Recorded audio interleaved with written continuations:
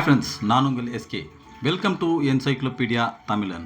இன்றைக்கி நாம் பார்க்க போகிற டாபிக் ஈகல்ஸ், அதாவது கழுகை பற்றி நம்ம டீட்டெயிலாக பார்க்க போகிறோம். பறவை இனத்திலே கழுகு தான் கிங் ஆஃப் பேர்ட்ஸ். அது ஏன் ராஜாவார்த்திகள் நம்ம இந்த வீடியோவில் பார்க்குறோம்.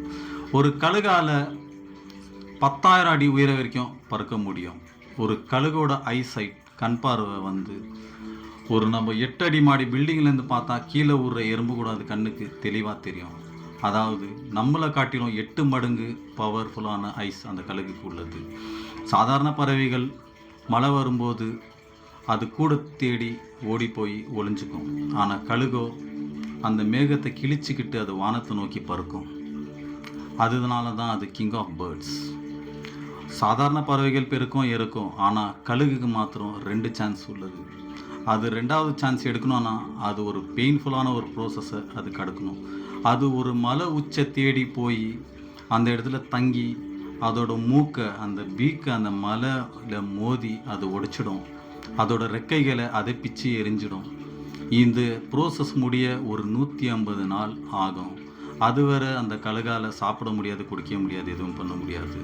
இந்த ப்ரோசஸ் கடந்து முடியும் போது அந்த கழுகால் 30 வயசு எக்ஸ்ட்ராவாக அது பெற்றுக்கொள்ளும். அதாவது சாதாரண பறவை காட்டிலும் கழுகுக்கு இந்த ஒரு ஸ்பெஷலான ஒரு வாய்ப்பு இருக்குது. சாதாரணமான மிருகங்களை காட்டிலும் இந்த பறவைகளை காட்டிலும் இந்த கழுகுக்கு ஒரு ஸ்பெஷலான ஒரு தன்மை உள்ளது. அதாவது அது வேட்டையாடும்போது அதோட எடையை காட்டிலும் 4 மடங்கு எடையுள்ள ஒரு இரையை அது வேட்டையாடும். அதாவது 6லேருந்து 6.5 கேஜி வெயிட் வரைக்கும் இருக்கிற ஒரு இரையை அது தாக்கும். அதால் முடியாத பட்சத்தில் அதை மலையில் மோதி அது தள்ளி கொன்று அதை தூக்கிட்டு போவோம். நீங்கள் இந்த கழுகை பற்றி என்ன நினைக்கிறீங்க? உங்களுக்கு பிடிச்ச பறவை எதுன்றதை நீங்கள் கமெண்ட்டில் சொல்லுங்கள். இந்த வீடியோ பிடிச்சிருந்தா லைக் பண்ணுங்கள், ஷேர் பண்ணுங்கள், சப்ஸ்கிரைப் பண்ணுங்கள். அடுத்த ஒரு வீடியோவில் சந்திக்கலாம். It's bye from SK.